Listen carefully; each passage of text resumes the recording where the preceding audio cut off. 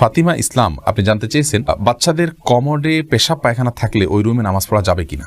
কমোডের ভেতরে পেশাব আছে, ঢাকনা দেয়া আছে, দুর্গন্ধ ছড়াচ্ছে না, কোনো প্রকার অপরিচ্ছন্ন হচ্ছে না পরিবেশ, তাহলে সেক্ষেত্রে ওই রুমে নামাজ পড়া যাবে। কিন্তু যত দ্রুত সম্ভব এটাকে আপনার টয়লেটের কমোডে ফেলে এটাকে ফ্লাশ করে দেওয়া বা ড্রেনে ফেলে দেওয়া, বের করে দেওয়া উত্তম।